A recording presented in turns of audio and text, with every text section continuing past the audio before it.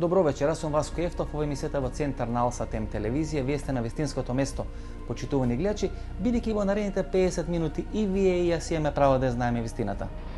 За вечерва одбравме 3 супер ексклузивни теми. Еве што ќе гледате вечерва, почитувани гледачи. За 2 дена треба да се случат парламентарните избори во нашата соседна Грција. Дали после тие избори Грција ќе купи билет за излез од политичката криза или за една нова политичка хаварија? Дали е можна македонска-албанска предизборна коалиција која би победила или би била фаворит за победа во 4 клучни града Скопје, Тетово, Гостевар и Струга? И интервју со Азем Влас, еден од поранешните косовски комунистички лидери, на тема дали изборот на Вук Јеремич за председавач на Генералното собрание на Обединетите нации ќе може да ја помести српската позиција во тие преговори околу иднината на Косово и дали сириската опозиција се тренира од страна на УЧК во Косово.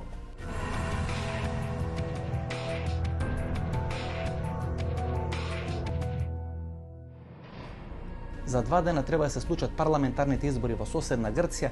Денес грчкото општество е како презреена лубеници, само малку фали целиот тој молотов коктел на фрустрации да експлодира и да ги удри самите грци во лице. За 2 дена се изборите во Грција, значи вторите избори после оние први неуспешни кои не можеше да биде формирана влада. Денес во Македонија се анализира дека после тие избори, ако се направи одредена влада која е против политиката на Европската унија и на ММФ за страдување на економската криза во Грција, можно е Грција да излезе од еврозоната и дека тоа е добро за нас, бидејќи на тој начин ќе бидат ослабени грчките позиции во рамки на Европа. Дали вие ја прифаќате таа теза? Па тоа е гледање на работите крајно парцијално.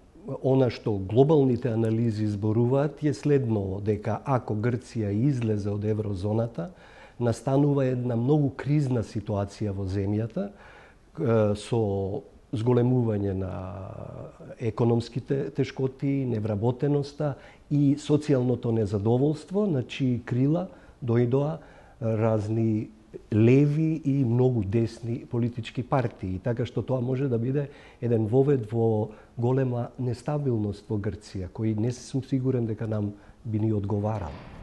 Пред една недела светските македонските медиуми јавија дека мокната светска групација Билденберг направи одредена анализа или даде одредена инструкција дека треба да се влезе во процес на растурење на грчката економија и градење на Грција, на грчката економска и политичка сцена на сосема нови основи. Пред 7 дена, значи, многу се израдува македонската јавност за она информација што беше пласирана преку медиумите дека Билденберг дал налог да биде растурена и да пропадне Грција.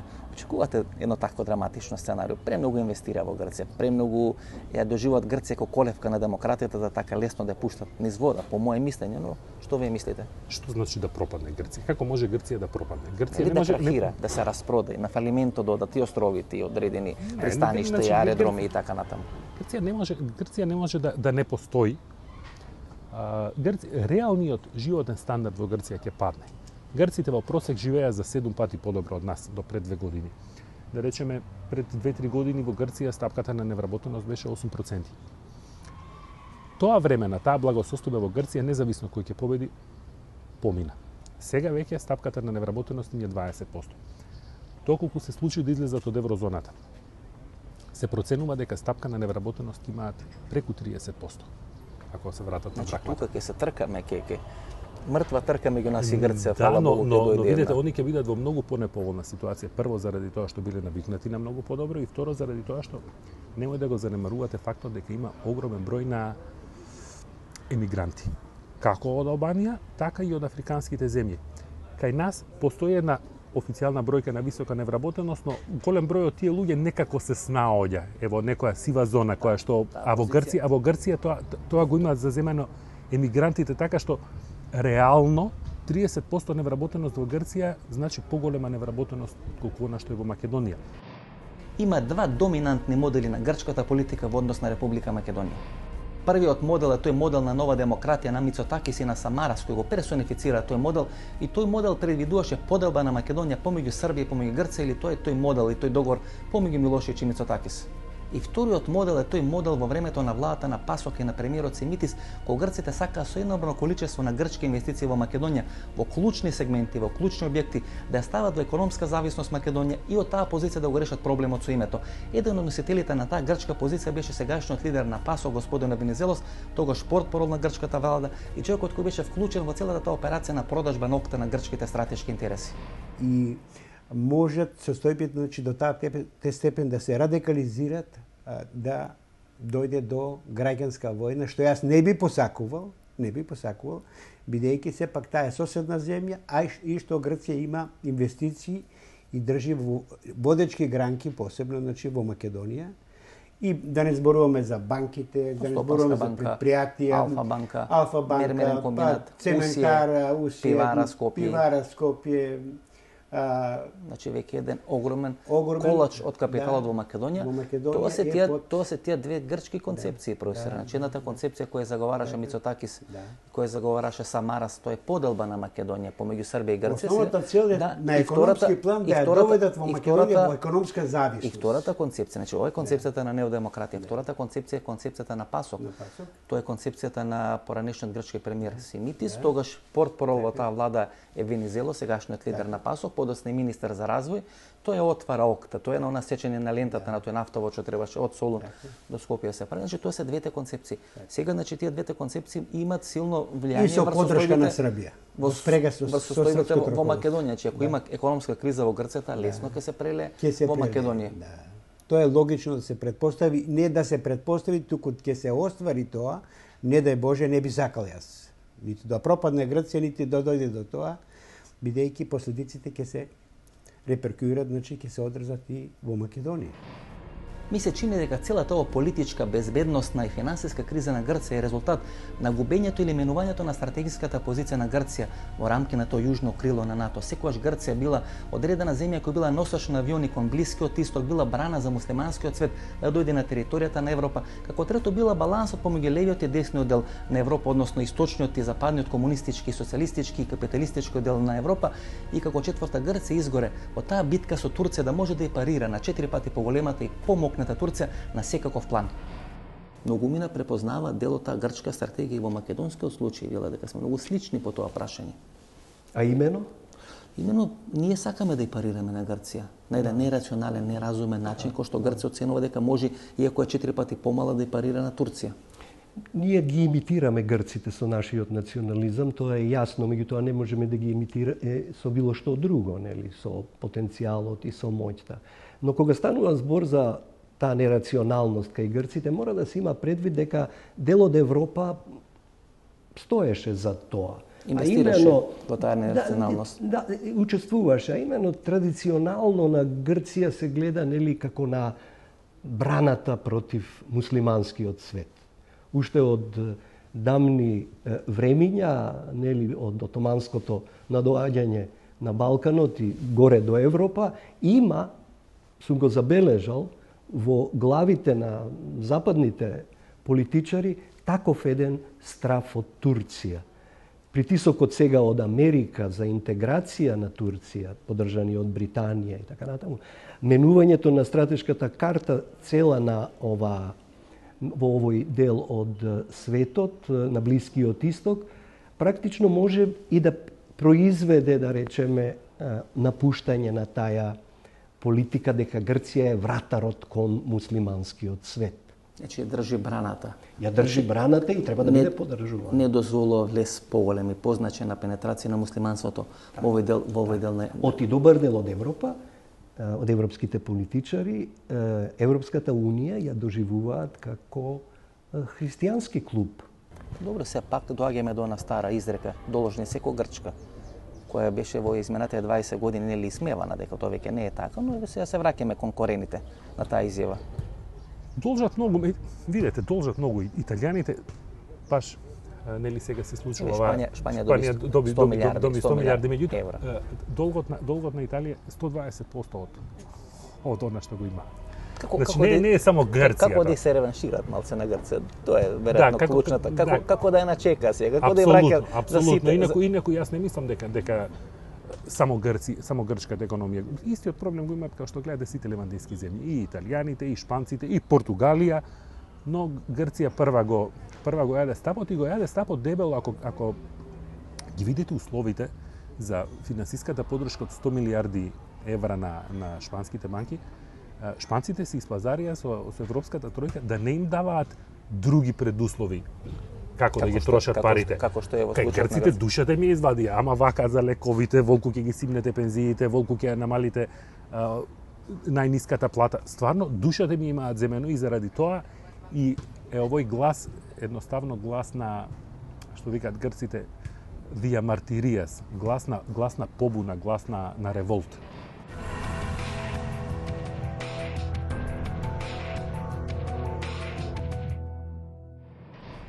Во изминатите 50-60 години грчката политичка сцена постојано минува низ едни турбулентни, драматични промени и процеси. Тоа беше граѓанската војна 48-49 година, тоа беше војната хунта некаде 68-69-73-74 година. Тоа е веќе четвртата генерација на терористички организации во рамки на Грција кои харат по атинските, по солунските улици, кои се уште не се откриени и на крајот тоа е последната фаза на една драматична промена на политичката крвна слика во Грција. Интересно е дека Грција има континуитет на тие терористички акции во изминатите 30-40 години. Да речеме, дури сопругот на поранешната министерка за надворешни работи Бакојани беше убиен во терористички акт. И веќе четврта, петта генерација на терористички групи никој не ги открива безмалку во рамки на Грција. Значи дека тој анархистички елемент е присутен и во грчкото општество и во грчката политика. И се развива понатаму, значи расте, се шири, создава, има погодно тло да се развива, за жал и до ден денеска, значи тие неофашистички струи се повеќе доаѓа до израз. Грција има проблеми на северна Грција, дел на тие населеници, не знам, од Мала Азија, македонското прашање, го има прашањето на Шамерија, го има прашањето на Крит. Ке може ли таа социјална и секаква друга криза која ќе удри во Грција да може да удри врз прашањето на територијалниот интегритет на Грција, например? Значи, дури постојат сепаратистички тенденции да се издвои Крит како посебна држава и сметат дека подобро ќе обстојуват отколку во рамките на Грција. Плюс проблемите во северна Грција, Северен Епир. Интересно дека албанциве, таа критска линија беше секојаш доминантна, посебно во нова демократија. Мицотакис, Грилакис, значи сите што завршуваат на Кисе со потекло од Крит. Бакојани освои само 2,1 нешто од 100 гласови на последните избори, некаде пред месец и пол. Па мораше пак да се врати во нова демократија. Тоа значи дека за прв пат во поновата грчка историја во делот на десницата е намалено влијанието на Крит и на критското лоби. Тоа значи дека може привлекување на дел од тие водечки личности по потекло од Крит. Си има свое значење зошто тоа се прави. Обично грците на 20-30 години драматично го менуваат политичкиот концепт на функционирање. После хунтата ова е ново драматично менување. Значи како да оди во историја тој поранешен грчки модел, многу навела дека всушност крахот на грчката политика е плаќање на таа цена на две работи. Прво, пропаста на комунистичкиот блок нели на исток и таа грчка многу клучна позиција да биде на некој начин мостот помеѓу истокот и западот. Второто прашање или Грција да биде браната за спречување на муслиманството да дојде во овој дел на Европа, и третиот проблем на Грција е дека сакаше да парира на една Турција која е во еден перманентен економски, политички, безбедносен залет, и Грција го има изгубена. И има изгубената утакмица за Турција, дека тоа е веројатно причината и шлагвртот нова грчка драма кој сега се случува. Времето кога Андреас Папандреou можеше да ги зима крупните пари од Европа, без да ги враќа, без да дава камати, значи пакетот Жак Делор 1, Жак Делор 2, помина. Грција тогаш беше многу сериозен стратегиски партнер на Западот. Папандреou со еден популизам дека ќе излезе од НАТО, дека ќе излезе од Европа, дека можеби ќе се приклучи кон другиот блок, навистина ги секираше странските партнери и тие го товареа со пари. Меѓутоа тоа време помина. Сега Грција не може и чиф и тек да биде нејзино. Во тоа време Грција ќе беше незамисливо да и се спротивстави на една Америка, како што се случи тоа во Букурешт, и да ни удри вето. Грција ми рече: луѓе, ова е нова време. Веќе нема потреба да свириме стриктно по вашите ноти да играме, како вие што свирите. Но од друга страна, па и тие веќе толку не му се потребни на Западот. Ако сака да си излезат од НАТО, среќен им пат, веќе не постои блоковската поделеност, така што кога грците тропнаа на врата за пари, они ги земаат тие пари под услови како што ги земаат некои африкански земји, па дури и отидоа безобразно до таму некои од угледни личности на Меѓународниот монетарен фонд и на Светска банка да ја споредуваат Грција со Нигерија. Така што Грција веќе не е таков тип на играч. Она што веројатно ги секира европејците е единствено дали ако излезат од еврозоната ќе си имаат проблем тие внатре. Инаку за самата Грција ми се чини дека не се насекирани. Веќе е известно дека реслови на македонските и на грчките тајни служби работат на одредена политичка опција во Грција да не може да биде формирана влада од една политичка партија, да биде формирана одредена техничка влада и како свој фаворит кој треба да биде на чело на таа влада го поменуваат или го форсираат солунскиот градоначалник господинот Бутарис. На таа идеја се налепи и Шаци Маркакис пред 7-8 дена, ако не се лажам, така да во Грција кога да се ствара амбиент Бутарис или некој сличен на Бутарис да биде носител, да биде премиер на таа техничка влада. Тоа е позитивно, тоа е прогресивен човек. За него битно е да се соработува, да во интерес и на Грција, и на грчкиот народ, и на македонскиот народ. Па што треба да правиме? Властите да владат у Македонија, властите да владат у Грција и да може да си го разменот капиталот. Така ли да ве разберам? Значи да бидат ова да биде една влашка кнежевина, капитална тука на Балканот. Мора да сватат тие раководни кругови, не само во Грција, и кај нас, дека со комшијата, значи со соседот мора да се соработува. Точно дека грците не може да раководни структури не може да ја смислат постоењето и на Македонија и на македонскиот народ. Мислите ќе се радикализира после ова сега? Па јас мислам, моја оценка е дека ќе се до таа степен ќе се радикализира, да не кажам да предвидувам и не би сакал да предвидувам граѓанска војна, меѓутоа во Грција. Во Грција, бидејќи до таа степен се заострени состојбите, а посебно на социјално-економски план. Самарас беше персонификација на тие договори, Мицотакис Милошевиќ беше персонификација на тој тврд став во однос на македонското прашање, че тој едниот концепт, вториот концепт е на пасок во времето на Симитис економски се скрши Македонија, да се влезе со силни инвестиции, ОКТА, не знам, Стопанска банка и така натаму и така натаму, и на тој начин подоцна се направи одредено решение за името. Како ќе оди Грција во наредниот период? Кој концепт ќе го има во однос на Македонија?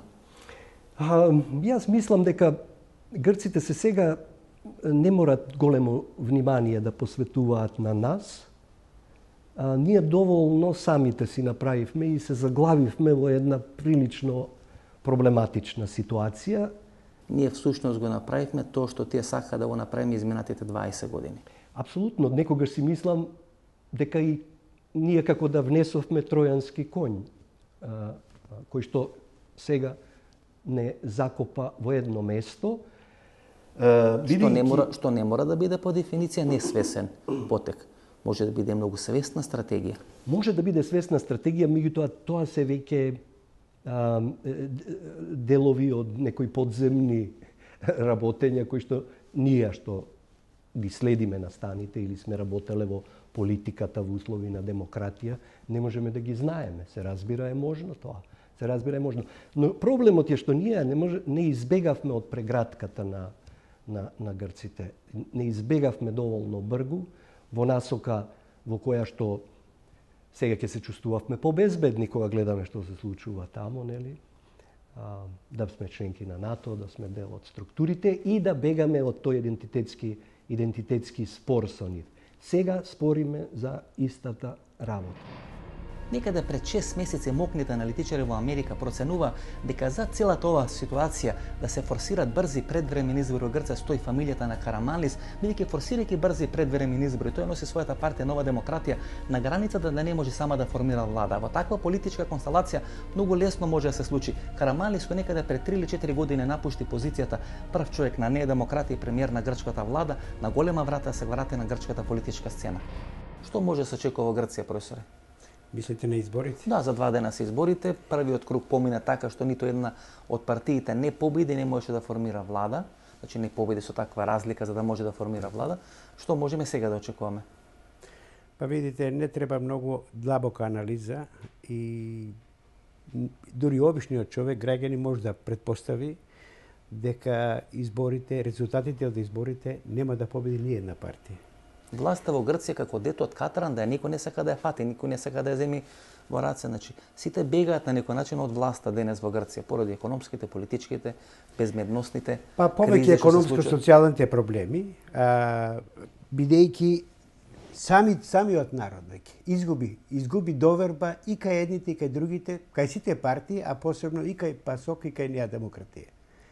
И според тоа мислам дека пак ќе се повтори претходните избори и пак ќе се оди на таа техничка влада, која французите ја викат провизорна или гувернеман провизоар. Привремена влада која треба месец, два, три, значи да функционира и потоа да се бара некој друго решение.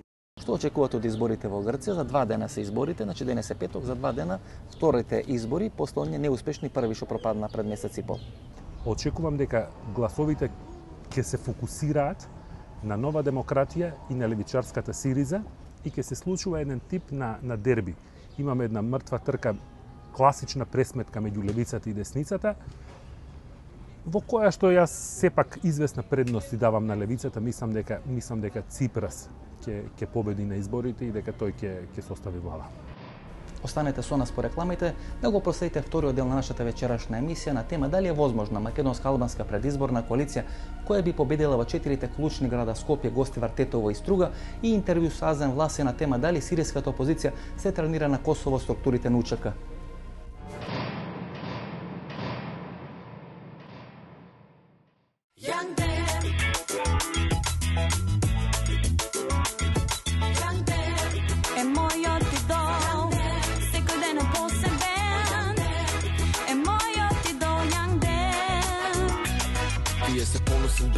Верен пак во трен, сакаш ли да бидеш свежа, користи ги секој ден. Посебна е убава со крема или лосион. Биди секогаш спремна, знаеш спремен е и он. Проверено добар. Од Алкалоид.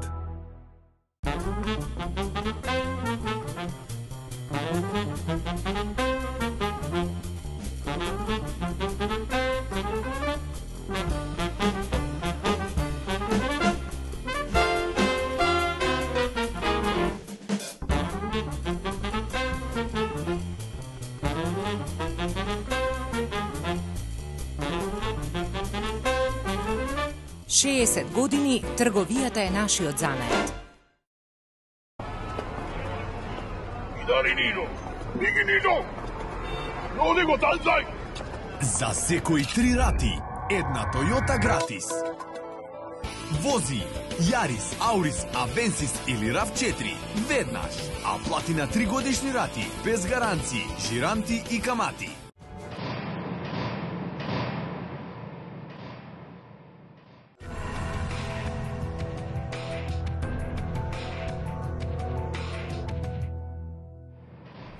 Во втори дел на емисијата треба да одговориме на 2 клучни дилеми или на 2 клучни прашања. Како прво, дали е возможна предизборна македонско-албанска политичка коалиција која би можела да победи во 4 клучни града, тоа е Скопје, Тетово, Гостивар и Струга, и дали е возможно формирање нова албанска политичка партија која би требало да го артикулира целото тоа незадоволство кое некаде пред повеќе од 1 месец беше манифестирано на скопските улици. Дали е можна македонска-албанска коалиција пред локалните избори? Можна и мислам дека дури е и пожелна и дека сите политички услови, меѓутоа и кај граѓанството мислам дека е легнато за македонско-албанска коалиција и тоа предизборна, затоа што ние од 90-та година па наму постојано имаме македонски и албански коалиции во владата, така да дали постизборна или предизборна мислам дека е сосема нормално. СДСМ најавува можно формирање на предизборна македонска-албанска коалиција. Црвенковски минатата недела тоа го остави како отворена можност. Како вие проценувате, дали е возможна сега за прв пат пред локалните избори да биде формирана одредена интересовна македонска-албанска коалиција? Па мислам дека нешто во тој план би можело да се случи, но претходно треба да се како да кажам, да се исполнат 2 предуслови според мене. Првиот е тоа што кај албанците треба да излезе нова политичка опција со старите политички субјекти, опции. Бранко Црвенковски има минат труд на договарање, на одговарање, меѓусебни работи, подметнување и така натаму и мислам дека би било тешко изводливо тоа да го направи. Другиот момент е кај албанците таа нова политичка сила или субјект треба да се врати кон граѓанството и кон државноста. Че граѓански права, државни права, држава која ќе стане членка на НАТО, НЕУ, држава која ќе се грижи за своите граѓани. Значи, мислите дека е преломната точка дојде на таа албанците? Мислам дека е преломната точка дојде на општо прво сметам во Македонија, значи целото граѓанство го осеќа тоа дека ние заправо немаме правна држава и дека таа дотолку е партиски јавната и изобличена. Тоа им пречи исто и на албанците и на македонците, веќе кога нема правна држава нема како за вас, така нема ни за мене. Ако се успее во ова, значи да се докаже и СДСМ како најглавна опозицијска опозицијски субјект кај македонското гласачко тело и тоа новото што јас верувам дека ќе следи кај албанците, тогаш би можеби тоа да се прави. Ако биде формирана таа предизборна македонско-албанска политичка коалиција, таа ќе биде тестирана или ќе треба да даде одредени резултати, односно политичка победа во 4 града. Тоа е Скопје, тоа е Тетово, тоа е Гостивар и во Струга. Во Тетово и Гостивар таа коалиција на некој начин неформално беше на сцена 2009 година, кога со гласовите на СДСМ и одредени турски гласови и Руфи Османи и кандидатот на Мендух Тачи победија во Тетово и во Гостивар. Во Струга не е возможно победа на локалните избори без торбешките и без македонските гласови и за прв пат таа можна македонско-албанска предизборна коалиција можеби ќе донесе на опозицијата конечна победа во Скопје. 4 града се клучни за да се прави таа македонско-албанска коалиција, тоа е Скопје, Тетово, Гостивар и по мене Струга, кај што е јасно дека во Струга одредени амбиции има партијата на Фијацановски, Тетово и Гостивар се Руфи Османи и Мендух Тачи, кај што гласовите на СДСМ ке се неопходни ако сака да победат, како што и победија 2009 година, и Скопје кој се добива со албански гласови за опозицијата. Да. Бидејќи над 20% се албанците во Скопје, особено во делот на Кондово, Сарај, Чаир, делот Бутел, Газибава, така да многу се значени гласовите на албанците. Ако гледаме ова коалиција на СДСМ кој сега е со ЛДП во најава, со Лјупчо Георгиевски во најава, со партиите на Бошковски достоинство во најава, може да се случи, а и не мора, меѓутоа ако седнеме да анализираме политички, на тој начин се неутрализира таа разлика во кисела вода која беше на парламентарните избори со одредени албански гласови, се неутрализира таа голема разлика што беше направена во Газибова. Некаде околу 9000 на парламент. Тоа значи дека опозицијата има реални шанси да го добие Скопје со една таква албанско-македонска коалиција. Прво, мислам дека бенефитот е што се добива многу појака сила психолошка кај граѓаните за можност за победа. Второ, сметам дека е добро што се ќе се одлучи во еден круг, во тој случај дека значи ќе победи или едната или другата варијанта. И дефинитивно не можеме да ги пресликаме колку има една партија, колку други, дека во коалиција ќе останат сите. Тука ќе има или ефект плюс или ефект минус.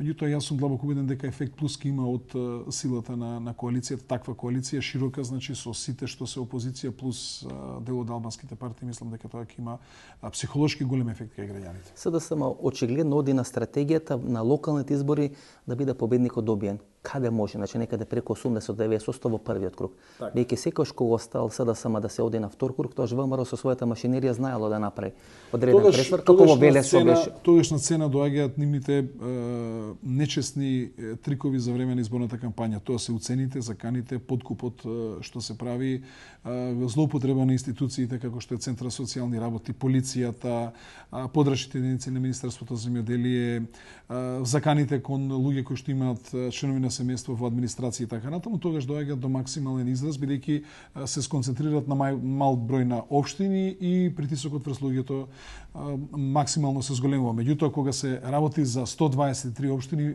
сепак таа сила не може да ја развлечат на 123 општини. Имавме 2009 искуства Велес и некои други градови кај што таа машинерија беше ставена во функција. Да, Велес од сигурна победа ја украдува на Аце Коцевски со притисок. Имавме село, односно населено место во кое што Аце Коцевски во првиот круг водеше 400 према 15, за да во вториот круг обратно биде 15 за Аце Коцевски, 400 за другите. Тука јасно што или јас сум исто пример во Горно Нерези во првиот круг имав 47 према не знам 17, за да во вториот круг има 40 према 17 за против кандидатот. Тука јасно или воопште на центар. Од 62 избирачки места СДСМ победува 56, ВМРО победува 6 и има градоначалник на центар. Да. Така е, апсолутно е така. Во вториот круг тие доаѓаат до израз сите нивни нечесни начини на кои што ги користат при секои избори. Билат 4 града се многу битни, кај што ќе биде тестирана таа евентуално македонско-албанска предизборна коалиција, тоа е Скопје, Тетово, Гостивар и Струга.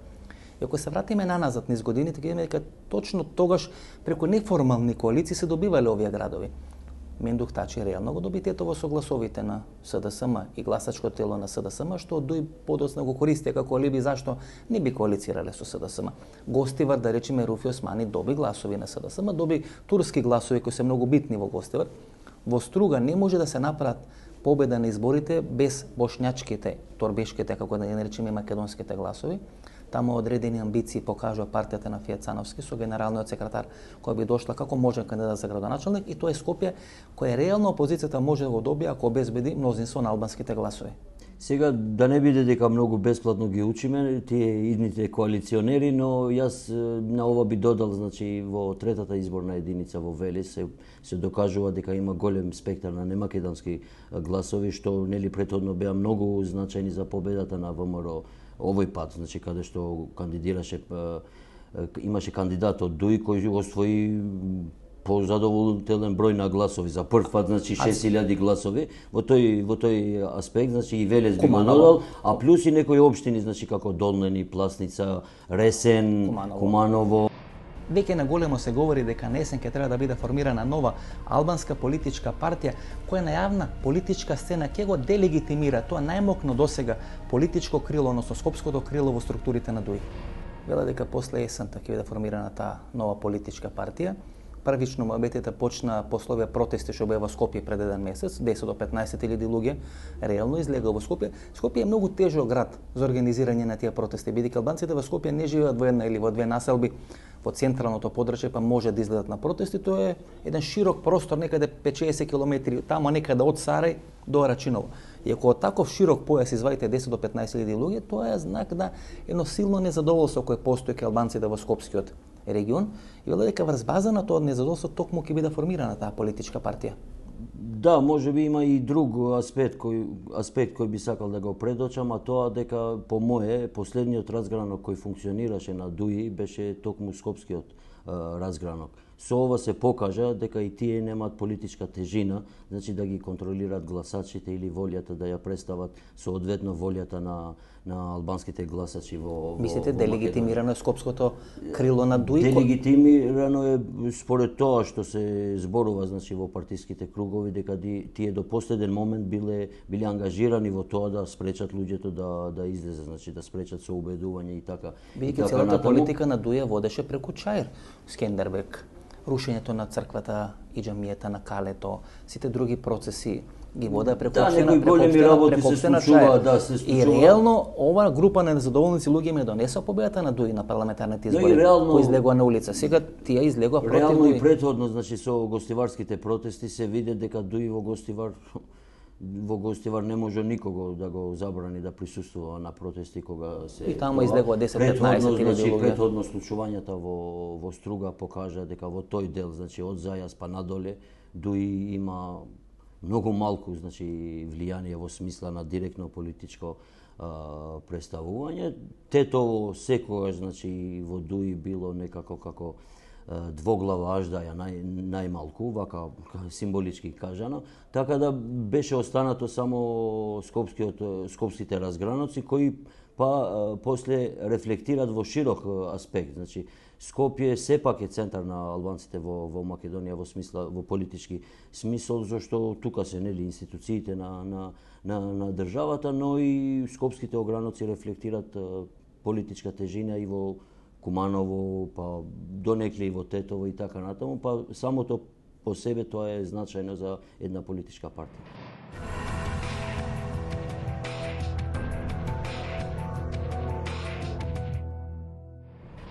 Ако биде формирана таа предизборна македонска-албанска политичка коалиција, тогаш на јавна сцена се руши тезата на ДУИ или платформата на ДУИ дека победникот кај македонците, победникот на албанците коалицират и прават одредена политичка структура или политичка влада. Ако таква политичка гарнитура се направи или дојдеме во една таква политичка разврска, тогаш ДУИ и Али Ахмети се носат до зид и ќе мора да избират или ќе дадат сами избори, или ќе се приклучат кон ова здружена македонска-албанска политичка коалиција, или дефинитивно ќе се бетонират и ќе ги зајакнат своите односи со ВМРО-ДПМН. Мислите ќе биде мал маневарскиот простор на ДУИ со една таква предизборна коалиција? Јас сум апсолутно сигурен и тој дефинитивно во тој случај ќе мора да си оди со ВМРО-ДПМН и да се зацементира како привезок на ВМРО-ДПМН и како привезок на погубните политики што ги води Никола Груевски. И да им каже на гласачите, јас предизборно ќе коалицирам со партијата која 88% албанците сметат дека води државата во погрешна насока. Анкетите сосема друго покажуваат што албанците мислат за Никола Груевски, за владата на Никола Груевски и така натаму, и би било добро да ДУИ практично да оди спроти ветрот или спроти струјата. Да го изгуби тоа алиби, јас не знам кога ќе изберат македонците. Се веќе знаете. Останува вие да коалицирате или со таа здружена македонска-албанска коалиција, ако биде формирана, или со ВМРО-ДПМН. Многу се црно-бели поставени во таква ситуација работите. Така, апсолутно. Но јас мислам дека и натаму владата нема, представниците на владата нема да останат како да кажем, со скрстени раце за да дозволат оваа коалиција да се направи. Има обиди досега да се работи на растурање на ваквата коалиција со подкупи на луѓе, со нудење на места. Впрочем, видовме што се случи со мал дел кој што отиде со Марија Додески и така натаму. Тие притисоци се во континуитет познати и кај останатите политички партии, македонски и албански, така да, значи, прашањето е... Во ЛДП се чувства. Има една струја која сака останување со ВМРО. Што е нормално. Во секоја политичка партија вие имате повеќе симпатизери кон една, главно... Се инвестираше во ВМРО-ДПМН, се да бидам искрени во сите тие помали партии. Си ги донесе луѓето на пола мандат на претходните раководства. Значи, како излага луѓето од владата ги носеше или во ЛДП или во некои други политички субјекти. Так. И тие се сега главни промотори на таквите политики. На овој начин се руши таа теза на ДУИ. Дека мнозинството на албанците, мнозинството на македонците прават влада, или тоа либи на ДУИ, дека де факто тие не знаат кој ќе го изберат македонските гласачи, дека всушност со кого ќе коалицира ДУИ зависи од тоа кого ќе го изберат македонските гласачи. Ако му излезете на ДУИ со ваква предизборна коалиција, тогаш ДУИ ќе мора да избира или ќе оди сам, или ќе оди со ваква предизборна заедничка македонска-албанска коалиција, или ќе мора многу подсврсто да се врзе со ВМРО-ДПМН и за прв пат ДУИ пред граѓаните да каже дека таа предизборна ќе коалицира со ВМРО-ДПМН. Да. Изгледа малку виртуелно, но популарно е веќе помеѓу албанците да се зборува за ДУИ во минато свршено време и тоа не е ни малку, значи, нереално. Толку е подценувате ДУИ? Не дека ја сепак е ДУИ со партија со на сериозна инфраструктура. Да, секако, но секогаш, значи, власта се води од идеја, а таа идеја веќе е неприметлива во ДУИ, а власта стои во срцата на луѓето. Значи, тоа е онтолошко објаснување, значи не стои ни во гласачката кутија која можеш да ја злоупотребуваш, ни во перцепцијата која можеш донегле да ја манипулираш, туку таа стои во срцата на луѓето, а тие срца не се веќе на ДУИ. Во изминатите 20 години никогаш кандидатот на СДСМ за градоначалник на Скопје нема победено на локалните избори, освен во мандатот 2005 година, кога заеднички кандидат на СДСМ и на ЛДП беше Ристо Пенов. Дали сега се создадени услови со таква една заедничка македонска-албанска политичка предизборна коалиција, кандидатот на СДСМ за прв пат во последните 22 години да победи на локалните избори во Скопје? На анкетите кои денес се прават во рамки на политичките партии, на прашањето кој може да биде кандидат за градоначалник на Скопје или кој би победил на локалните избори, во водство е Стефче Екимовски некаде со 31%, на второ место со 27% е Коце Треновски, на трето место некаде со 19% е градоначалникот на аеродром господинот Ивица Коневски и некаде на четврто место, значи под 10% е поранешниот градоначалник Трифун Костовски. На анкетите водите. Има шанси Стефче Екимовски да трче за Скопје или ќе останете во Карпош? Јас и граѓаните на Карпош сметам дека имаме уште проекти кои што треба да ги дозавршиме за да Карпош биде дефинитивно најобува општина во градот Скопје. Сепак имаме уште долго време до избори. Моите замисли се да останам градоначалник на Карпош, но сепак последниот збор ќе го дефинираме заедно со мојата партија, бидејќи јас сум дел од Социјалдемократскиот сојуз. Зашо ја прашам? СДСМ никош немал градоначалник на Скопје. Само во еден мандат Ристо Пенов некаде од 2000 до 2005 беше коалиционен. Во изминатите 22 или 23 години СДСМ немало кандидат. Од своји редови го има исфрлено само Јовица Угриновски и тој не беше член на СДСМ, таа некаде 96 година. И многу ми смета дека сега за прв пат се создадени прилики, услови СДСМ да има градоначалник на Скопје. Затоа ја прашам дали сериозно размислувате вие за таа функција. Секако дека постои такво размислување, меѓутоа јас сметам дека со Карпош се уште не сме ја завршиле приказната со Карпош од едноставна причина што јас првиот мандат го прекинав, не го довршив, сега ова е едно продолжување практично на тој прв мој мандат и моето размислување се дека со евентуален уште еден мандат би го заокружиле сите оние идеи што ги имаме за најубава општина, дефинитивно и во градот Скопје во Република Македонија, но повторно велам дека одлуките треба да паднат заедно со Социјалдемократскиот сојуз. Има една многу интересна политичка дилема. Ако последните 2 или 3 години ги слушате Мендух Тачи и Руфи Османи како гласно кажуваат и повторуваат дека никогаш не би коалицирале со Никола Груевски, ако тие испраќаат одредени сигнали дека ќе им биде тешко да коалицираат со Бранко Царенковски, тога се поставува прашањето како сака да победат на политички избори, да бидат власт во Република Македонија, ако не сака да коалицираат ниту со едниот, ниту со другиот. Се не е во нова албанска партија. Врз база на тие протести што беа направени во Скопје, има одредени анализи дека возможно да биде формирана на нова албанска партија некаде раната есен оваа година и таа веројатно ќе го има акцентот на своето делување доминантно во Скопје. Скопје секогаш бил бастион на ДУИ, тоа може да предизвика поместување на политичките карти во албанскиот дел, посебно во градот Скопје. Јас мислам дека е таква работа можно, меѓутоа мислам дека актуелната владеачка гарнитура тешко дека нешто ново ќе се случува на политичката сцена без контрола од владеачката партија. Мислите до тој степен имаат контрола? Дека се оди до тој степен, особено веројатно ќе се користат луѓе кои што се компрометирани, кои што имале соработки со тајните служби и така натаму и кои што во тој дел доколку се осети дека ДУИ го губи тлото, дека ќе се оди на таква варијанта. Има неколку фази во која беше на некој начин тестирана таа предизборна македонска-албанска политичка коалиција. Тоа беше настапот Нимер Салмани на претседателските избори 2009 година. Тоа беа големите тутунски штрајкови минатата година, кога на исто место протестира македонците, албанците и бошњаците, и тоа беа протестите со Мартин Нешковски. Има еден интересен феномен дека секогаш битката во албанскиот дел биле околу тоа која ќе е втора партија. Па Мендух Тачи бил многу пожесток кон Нимер Салмани, бил многу по-жесток кон Руфи Османи колку што бил кон Али Ахмети. И де факто главната битка била околу тоа. Ако сега биде формирана втора, или трета, или четврта, или пета албанска партија, како што велите раната есен, дали сите овие албански опозициони партии би влегле во битка против таа партија или би можело да биде направен еден поширок опозиционен блок? Не, мислам дека со таква појава дефинитивно ќе се смени контекстот во Македонија. Значи нема да биде тоа рокада на фигури, туку ќе биде рокадата на шаховската табла во Македонија. Било тоа да се прави со програма, било тоа со платформа, а било и со вакви нови политички решенија. Ние веќе следиме што се случува во Грчка, нели во нашиот омилен сосед кој некогаш важел за колевка на демокрацијата.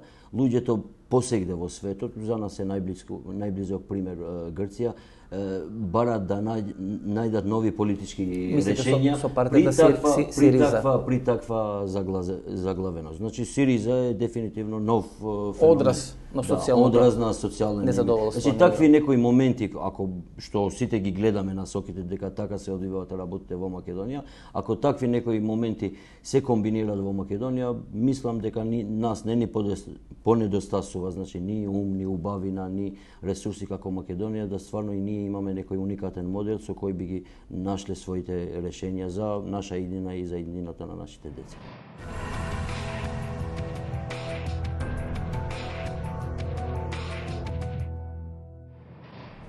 Азем Власе беше големиот комунистички лидер на Косово во времето на Јосип Броз Тито.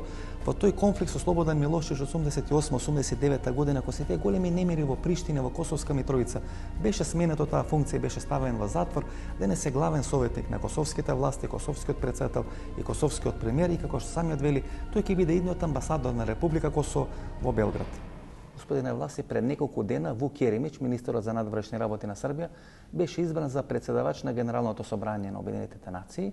Дали тоа е опасно за Косово и дали тоа предизвика одредено поместување во целата таа ситуација, целиот тој спор околу признавањето на Косово?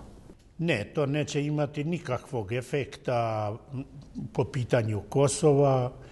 Тоа е само осликава едну, како да кажем, реалност на меѓународној сцени. Значи, неке афричке земје, неке арапске земје, пред којима Србија још фолира политику несврставања, позивају се на Титово време и тако, ali тоа е една символичка, како речи, почасна функција, не ќе имат никакве везе, ali на неки начин компромитуе ту функцију, затоа што ќе Јеремич хтети да искористи то да пласира српску политику, српске тезе у односу на суседе, пред свега у односу на Косово и на Босну, па ќе мало он тамо косоваризирати, мало ќе dodikizirati u vezi sa Bosnom, ali nema nikakvog suštinskog značaja. На големо изненадување на сите за таа кандидатура на Вук Јеремич, за која застана Русија, иако даде одредена поддршка и Македонија, сепак за Вук Јеремич гласаше и Турција, државата која се сметаше за една од главните стратешки партнери на Косово во тој процес на добивање на косовската независност.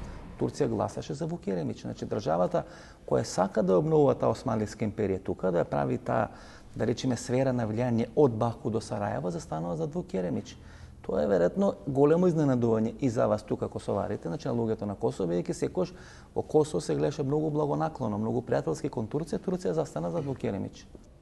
Što se tiče stava Turske, deo objašnjenja može biti u tome što Turska kao jaka privredna sila u regionu sa nemalim političkim uticajem ima realne ambicije da proširi svoj, pre svega ekonomski uticaj. Sad je borba za tržište, da osvoji balkansko tržište, kako da kažem. I u Turskoj su svesni da za odnose u ovom regionu, odnosi sa Srbijom su važni. Eto, u tom smislu može imati značaja nešto opredeljenje Turske, jer Turska ima jednu, kako da kažem, globalnu politiku prema ovoj regiji. Turska ne huška ovde da nas zavadi između sebe više nego što smo se zavadili pre 20 godina.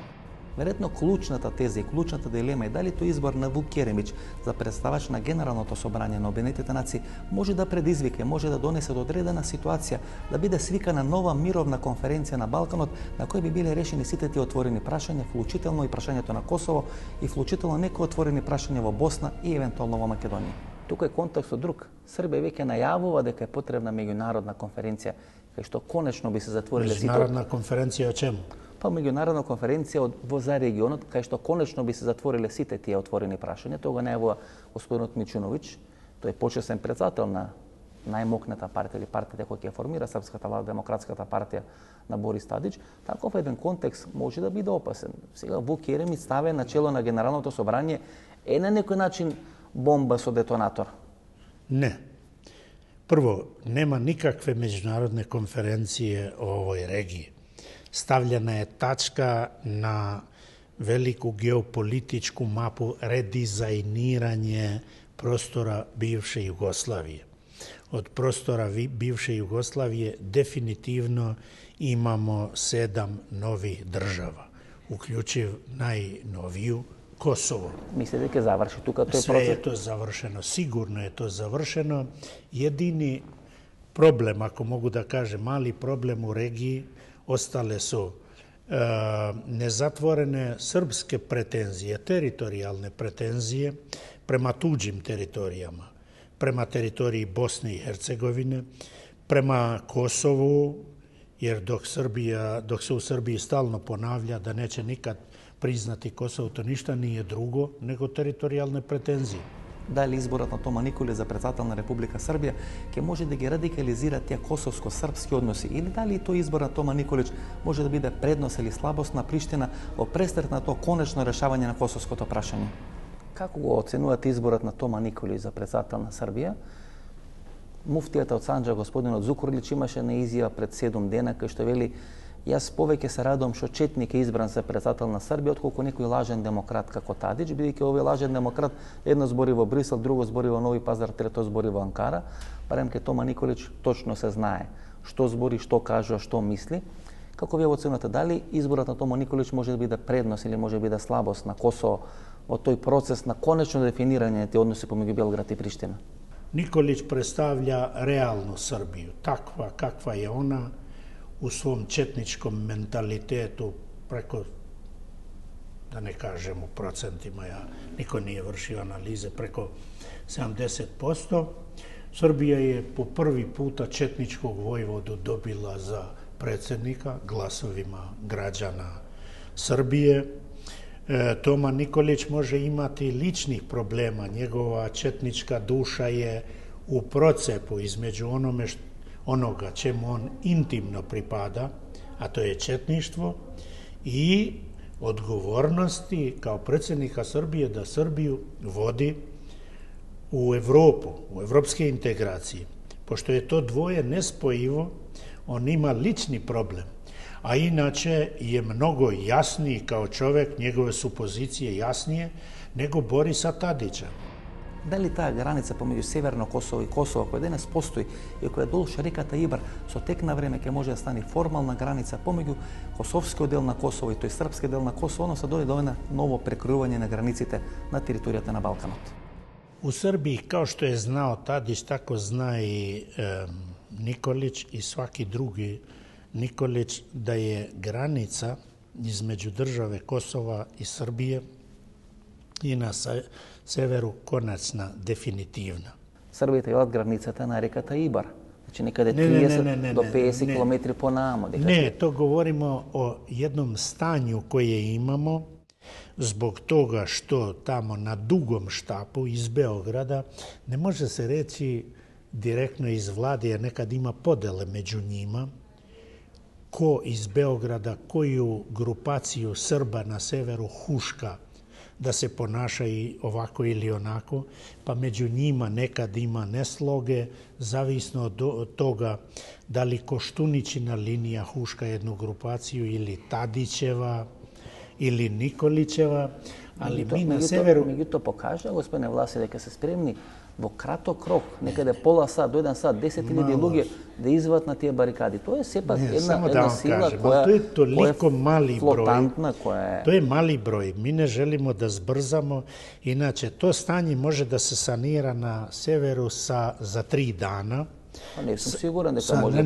Pa vi probavte lani sosite ili sorosite, kako vi se velat, pa nego napravite to što... Nije bilo ni jednog pokušaja ozbiljnog, jednostavno što imamo dogovor sa međunarodnom zajednicom da dok je KFOR, evo međunarodna zajednica tu, ne možemo samostalno da se ponašamo. Inače, tamo građani Srbi su već željni normalnog života.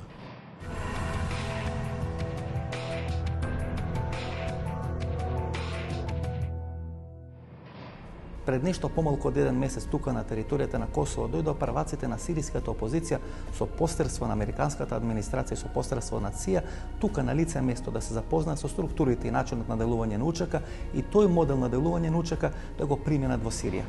Некаде пред 1 месец се појава информација во светските медиуми дека сириската опозиција е дојдена на Косово, лидерите на сириската опозиција, и дека структурите на таа сириска опозиција ќе го применат моделот на УЧК за да можат да ја водат таа војна со структурите и со властите во Сирија, дека ќе бидат тренирани тука на Косово старите структури на УЧК и дека зад тоа стои американската администрација и ЦИА со тренирање на сириската опозиција.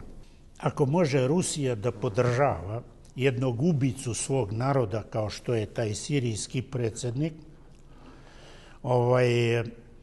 nama je drago ako narod koji se bori za svoju slobodu je uzeo za model iskustvo naše oslobodilačke vojske koja se borila za slobodu Kosova i svog naroda od jednog takvog režima, kao što je u Siriji sada, takav je bio Miloševićev režim. Vela дека тоа е модел и тоа е политика на американската администрација на ЦИА, дека тие и досега стоја за таа сириска опозиција, бидејќи главешините и прваците на таа сириска опозиција се луѓе кои живеат на територија на Америка. Значи нешто слично се случи со Египет, и од кога види дека тој модел на конфронтација со Асад не успева, тие ги донесе тамо кај што го направија претходно. Го направија на Косово, бидејќи со помош на структурите на ЦИА, со тренинг камповите на ЦИА беше рушен Милошевиќ и моделот на Милошевиќ на Косово. Тоа сега се прави со сириската опозиција.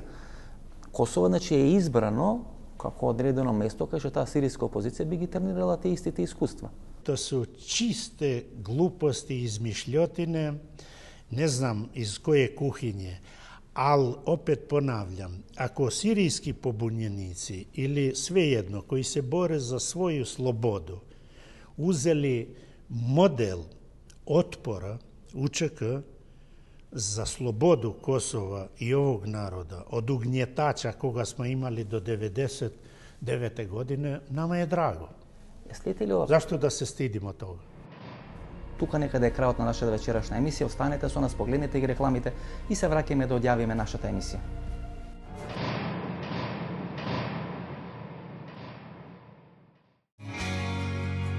Страста за совршенство не донесе оному каде што се наоѓаме денес. Способноста да се остане на врвот е во нашата умешност на изнаоѓање на неквалитетниот пристап, кој би ги задоволил и непрефинетите вкусови и непробирливите барања. 75 години напредок и иновација, 75 години искуство и традиција, 75 години непрекинат диалог со животот, 75 години посветеност на нашите заложби за градење на подобра иднина за сите. Здравието пред се. Алкалоид Скопје.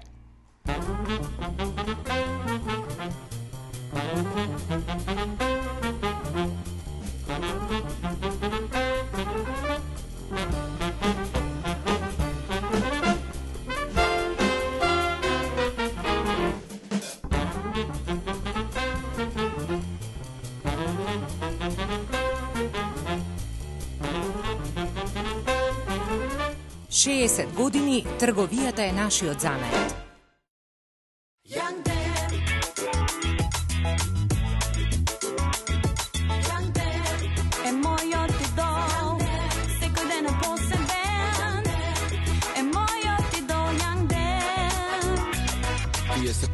Брейн, Ян Дерн, пак во трен. Сакаш ли да бидеш свежа, користи ги секој ден. Посебна е убава со крема или лосион. Биди секогаш спремна, знаеш, спремен е и он.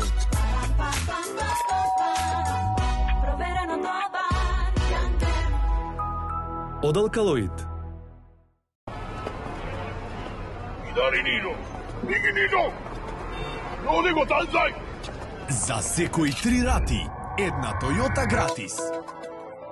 Вози Јарис, Аурис, Авенсис или RAV4 веднаш, а плати на 3 годишни рати, без гаранции, жиранти и камати.